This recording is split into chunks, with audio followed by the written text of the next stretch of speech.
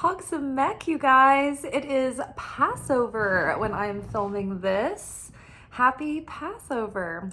I just got in from work. I sometimes take off for the big holidays, but this year I decided to work. It was kind of, I don't know, I waited to the last minute to try to decide and figured I'd go ahead. So I'm still gonna have to ritual for the next few hours after this. I've got my lamb chops in the oven. I actually drained them of what blood I could and scraped the blood out of the bone marrow in the bones, and I used it to paint the lamb's blood over my doorway with rosemary.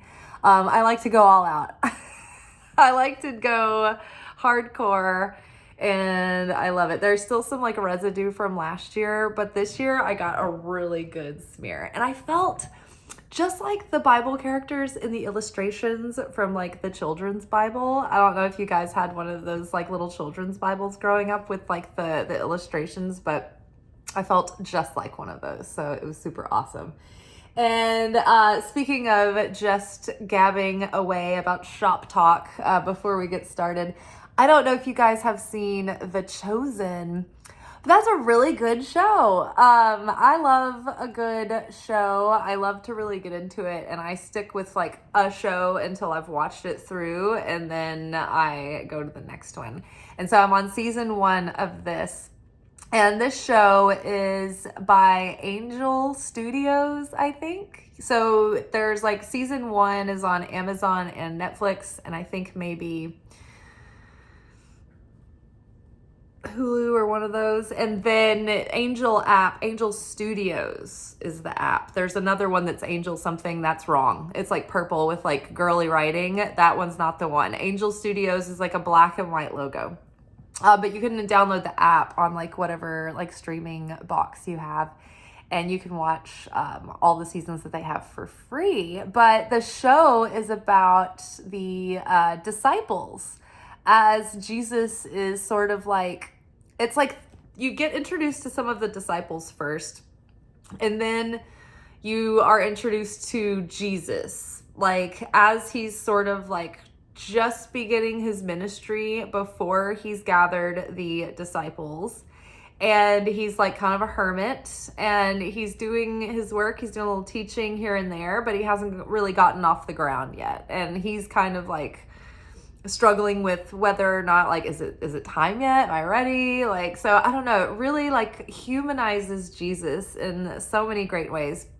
And then it really humanizes the disciples, and it makes it seem, it just gives everything more, makes it more real and alive, and everything makes more sense. But it's fairly accurate. I think that my mom's read the Bible like through and through and through over and over again, and she says that other than like just the liberties they take to fill in the scene work, like in a general way, she was like, everything's right, like it's like accurate to scripture.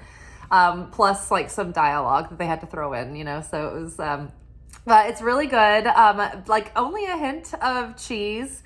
I have got a really high threshold for cheesiness, but I was prepared for it because, you know, it's one of those like religious, studios that makes it. Sometimes they can get a bit campy, but, this one's good. It's really well done. The cast is really good. I recommend it. I'm obsessed. So it's become my little show after work recently this week. So that's been fun. All right. So the reading is perfect for Passover, for tomorrow's full moon in Scorpio. I mean, everything's gone by so fast the last couple of weeks, and I'm like, oh my God, I've got a ritual all night, and then I've got to do the workshop tomorrow. I'm like, So yeah, so in our daily pick a card reading, which I don't know if you guys follow me on TikTok, but I do a TikTok channel where I do a daily short, and it usually runs about 3 minutes or so, 3 or 4 minutes. And then the shortened version, which is like 1 minute to 1.5 minutes, gets put on Instagram and YouTube. So the full messages are on TikTok, but we pulled the death card today, which I was like, oh, that's so great because, Passover is today and it's all about leaving Egypt and transformation and death and rebirth. And in Christ, Jesus was actually preparing himself as the Lamb of God at his Seder dinner where he was arrested and taken in. And that was, moments or days, the arrest leading up to his crucifixion.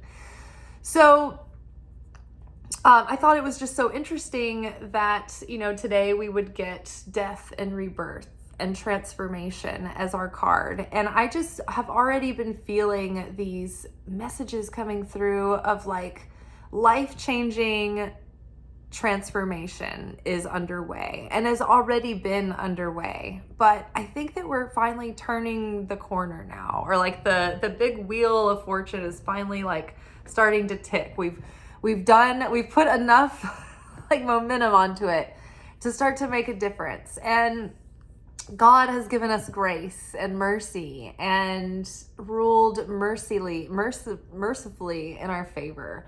So I'm really excited about that.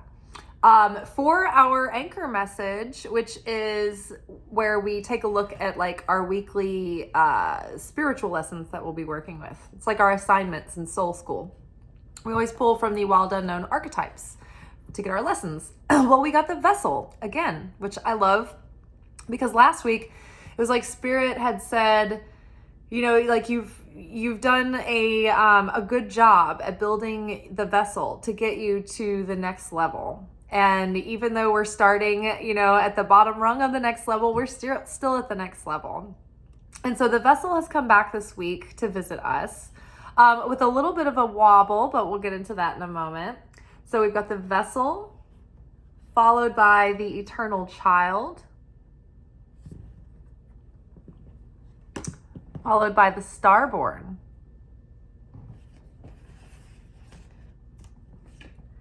Underneath the vessel, we have the moon,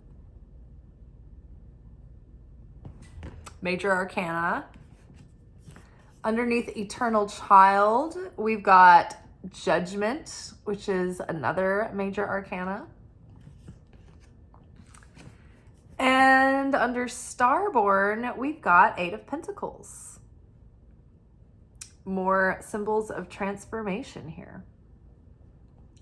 Transformation, and like this like watercolor design here reminds me of what I imagine gathering potential looks like in the unmanifest.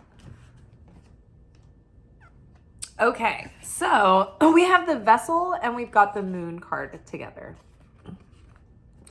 So when we talk about the vessel or preparing the vessel, it means that we are trying to, it can mean a lot of things because a lot of things are the vessel, archetypally speaking. Like our bodies are the vessel, the universe is the vessel for the light. A job might be a vessel that we create to bring money through or to serve our purpose through. Things are the vessel that contain something that we want, that we seek in it, like some kind of they hold some sort of form of fulfillment for us.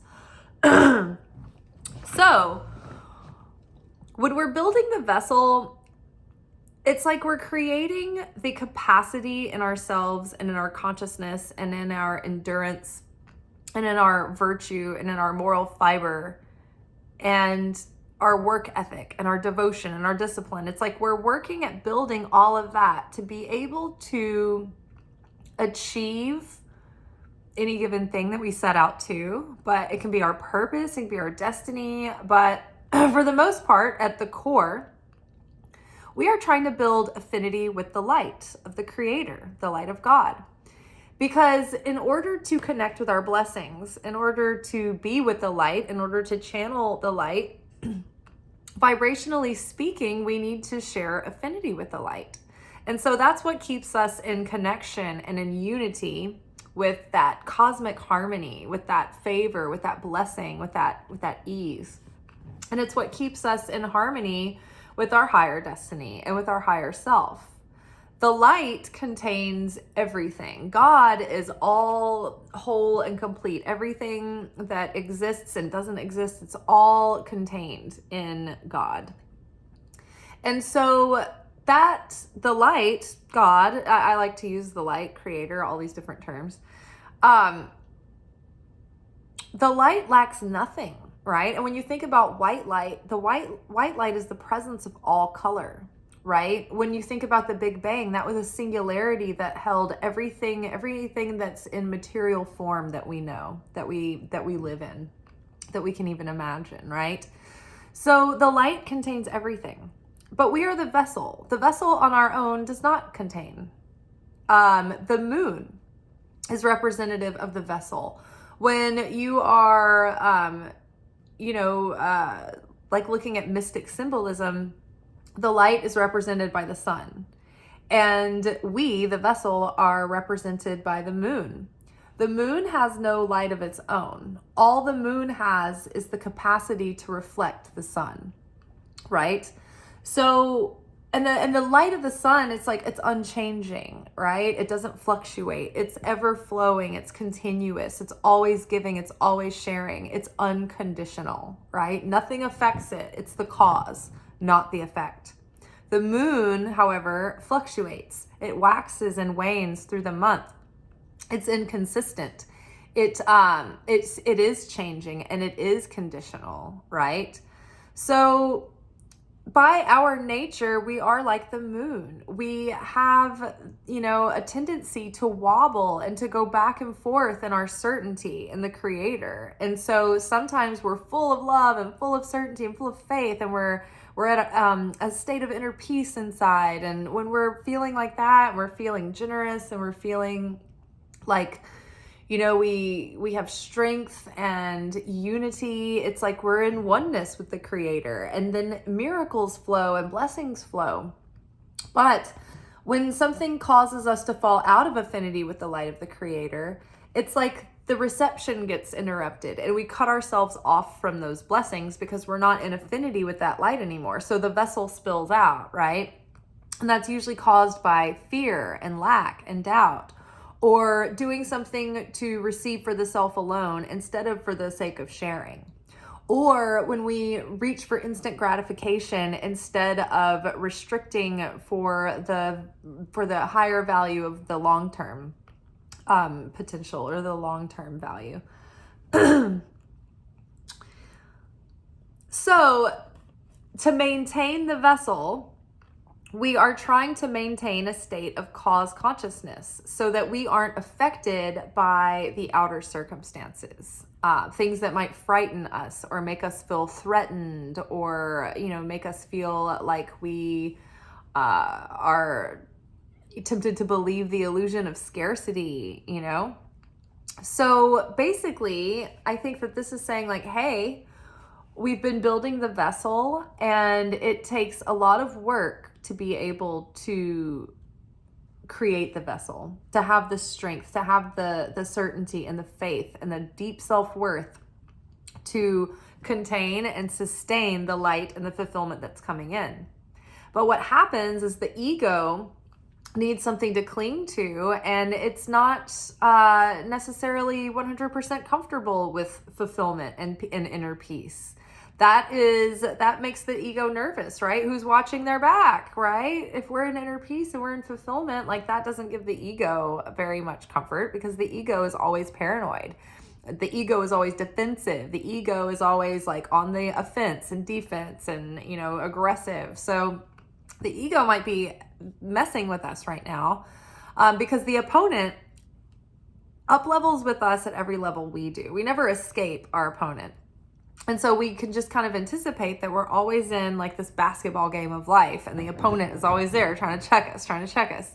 And so right now it's like we've hit another level. We built the vessel for another level, and now our opponent is up leveled with us. And it's like, how about I tempt you with some fear, a little lack, a little doubt. And right on time for Passover, right? Because Egypt represents what we're leaving, what keeps us bound in slavery, right? Fear. feeling like there's not enough. What are we going to do? There's uncertainty. Oh my gosh, how can we go out and face the wilderness? There's no answers. There's no guarantees. Why don't we stay with the hell that we know, that we're used to? It might be holding us back from our greatness. It might be keeping us in poverty and, in hard times and in toil and misery. But hey, at least we know what we're dealing with. It's better than the devil we don't know. That's what the ego tells us. And so the Passover ritual is to eat unleavened bread, because when it is time for the Exodus, we need to leave before we have the time to get afraid and chicken out and back down. So the unleavened bread is basically not giving the yeast time to rise. And so the yeast represents the ego, the expanded sense of self of, oh, I know what's best, so I'm going to trust my short-sightedness instead of trusting the guidance of the Creator, who is trying to actually lead me to my ultimate my ultimate destiny, right? And lift us up out of fate, right, into our higher destiny. So, warning, the moon, feelings of uncertainty might be making us feel a little shaky. If we find ourselves in unfamiliar territory, we might be afraid that we're in over our head.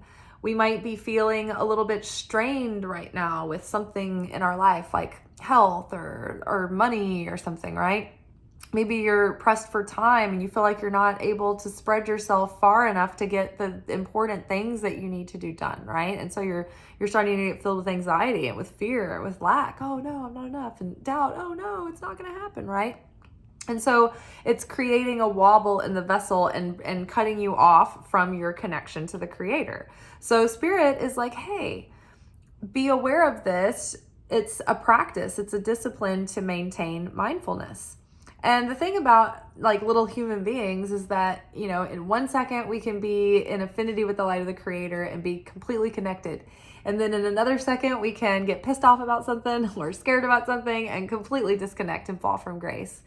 But the blessing is that all it takes is a shift in consciousness once again to change our vibration, to get ourselves feeling differently again. And as soon as we are feeling that fulfillment and that inner peace and that certainty again, there we are back in affinity with the light of the Creator in that connection. So don't beat yourself up. Just recognize it when you see it happening and when you feel it happening, and then bounce back.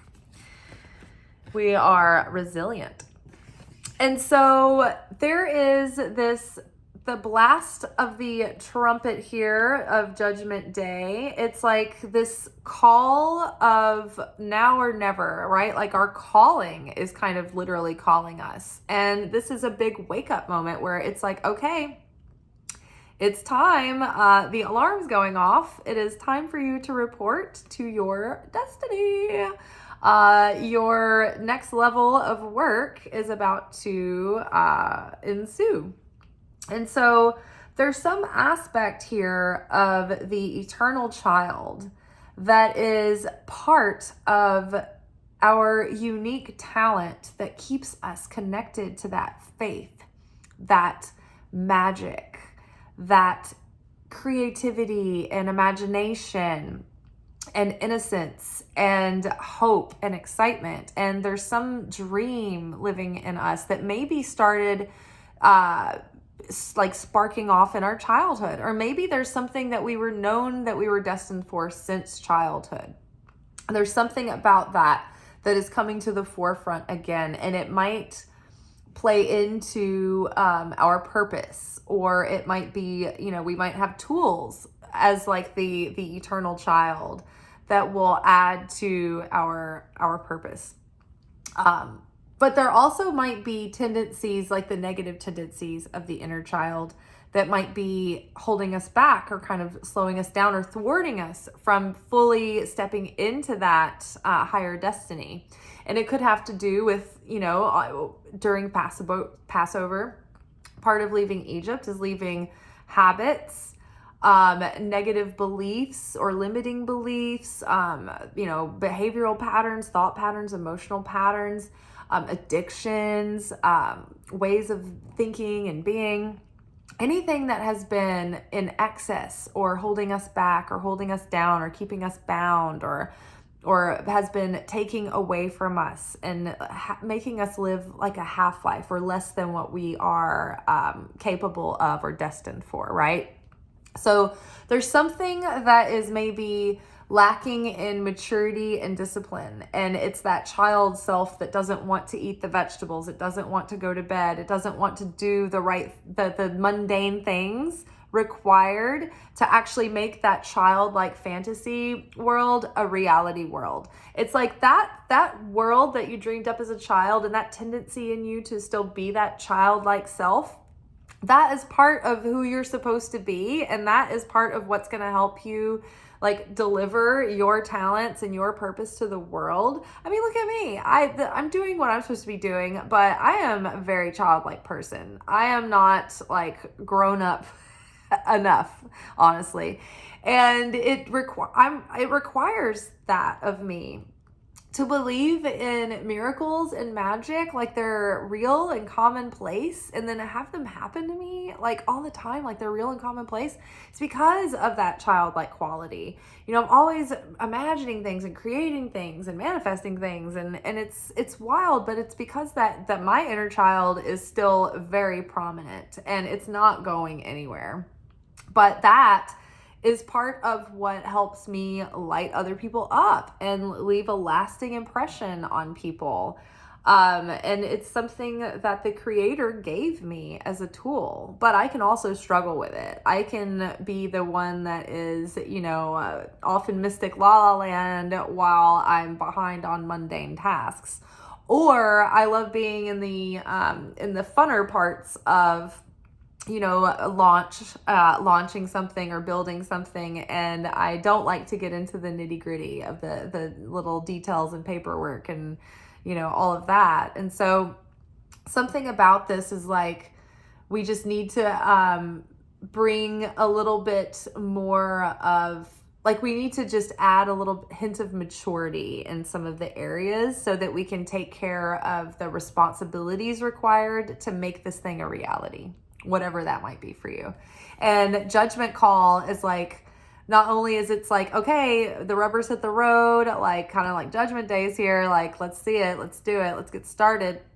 But also this is about like being able to execute wise judgment and like learned, like having a perspective after having been through the experience, right? It's like gleaming on your experience, having lived that experience, gaining wisdom from it. And then after having been through that spiritual transformation and awakening, it's like, oh, the judgment that you can gain from that, or the ability to have decipher and reason and have sound judgment. But it's like you can't have clear judgment if you are operating from a consciousness of fear and you're in reactive mode. So if we find ourselves in this sort of like uncertainty, nothing's super clear, there's no guarantees yet, there's no clear, directions laid out, don't let that cause you to be reactive and then use poor judgment and then make maybe like a childlike mistake or something, like a naive mistake because of it, or like a beginner or a novice mistake, right? So we want to make our judgments and take actions and make choices from a place of sovereignty, right? From a place of cause consciousness, where we use our sovereignty and discernment and choose with our free will, not reactive and letting our fear decide and then taking the first action that seems right to just alleviate the situation or put a band-aid on it, and it's like not really thought through. Don't be haphazard. And then so we have the starborn here, and I think that the more that we sort of bring this sort of tie up loose ends and clean up some of the loose habits here around the eternal child, like the more that we can elevate the shadow side of the child self, then we're getting closer to that destiny, that higher destiny that we're talking about. The starborn is like, it talks about the natal chart that you were born under. This is your written fate, right? When you are born, you have your astrological natal chart that basically gives you the hand that you were dealt. That's fate. Now, if we don't do any transformational work through our lives, we will end up more or less in the hand that we're dealt and the fated path. But it's when we do the inner transformation and we have that spiritual awakening and we answer our calling and we answer the call of spirit and we follow that guidance, that we start to align with that higher path and that higher destiny. And we start to become more like our higher self and we start to embody those qualities. And so then it's like we can channel this superpower here and put it into our work, which is here in the Eight of Pentacles. There's something that we've started or something that we're launching or embarking upon that is going to require a long and consistent and disciplined effort. This is going to be something where we may feel like we're starting off as a beginner, but we're going to learn as we go and get better as we go. It's like this is the card of the apprentice. This is the card of like the entrepreneur. This is the card of the student. This is like a long project that's like has to do with study, right? Or work, like ongoing work that we do, that we pour ourselves into. And so this work, like the alchemist, the amount of ourselves that we pour into this work and the passion, it actually works on us and works to transform us. And then we become more mature, more compassionate, more steadfast and disciplined and responsible and wise, right? And good at what we do. So yeah, there's something happening in the air, in the astrology, and in these holy holidays. We're exposed to a higher energy than normal. And by connecting our consciousness to this, we can be set free from things that have kept us bound, from things that have kept us back, from things that have been holding us hostage or holding us prisoner, keeping us shackled and chained. What is that for you? Is it one thing? Is it a few things? Is it like a way of thinking and a way of living? Are you tired of the old ways and you're ready for something new? Now's the time to leave Egypt and have a sort of death and rebirth. And I'm excited. I think it's coming. I think Spirit is here to say, like, yes, this new start is upon us. Work on like just giving a little bit of direction to that inner child. Don't succumb to your fears and insecurities or feelings of lack and doubt. The universe is supporting us, and it's that belief and that certainty that keeps us connected to that protection and that blessing. And then don't feel bad if you feel like a beginner. That's amazing. All we have to do is just have enough to get started. And then we're going to learn as we go. And then we're going to use our constructive will to just keep on keeping on. Things will get tough. Things will get scary. Things will be confusing. That's how I spend most of my days. But we'll get through it. And it's that certainty and that enthusiasm that's like, all right, I'm still here. I'm still, here to tell the tale. Nothing has gone off topsy-turvy so bad at this point. So it's all good. Everything's going to work itself out. And the more certain you are, the calmer you are, and the better judgment you can execute in any given situation. And you can be patient and to not make rushed mistakes. But also the fact that the Creator is then activated with that peace and that confidence and that faith. And then the Creator starts moving through the situation because you're having such affinity with the light.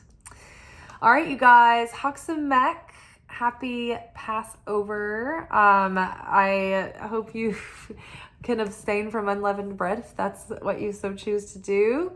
I'm not the best student I wasn't raised with Jewish customs, so I've had to learn them all on my own. But I feel like Passover actually does go for several days after the Seder, the initial first night. And I feel it, I don't know why, but I keep thinking it's 8 days. And I know that Hanukkah is 8 days, but all of the holy holidays relate back to Passover, and they all have connections with it. So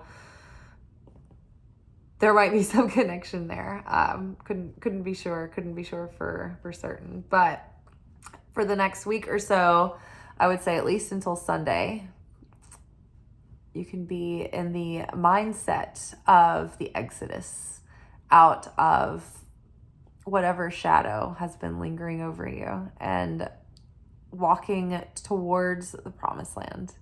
And yes, there's a wilderness ahead of us, a stretch of uncertainty and unknown, but it will open up an entire world on the other side of it. I mean, think about it. If the Jews hadn't have left Israel, the Torah wouldn't have been written, and all of like the Jewish faith and tradition wouldn't have been written either. It would have just they would have just stayed in Egypt, and it would have been, I don't know, dormant, secret still.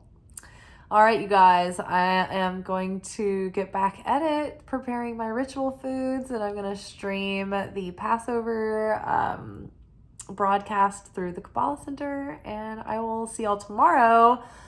I will be filming the full moon workshop, but I do have to work, and so sometimes that ends up being like an upload that's happening slowly because it's uploading from my job and not from my home internet. So my apologies if you'll have to wait for the workshop. Hopefully I can get it up early, but I'm still going to be up pretty late tonight for Passover rituals, so we'll see.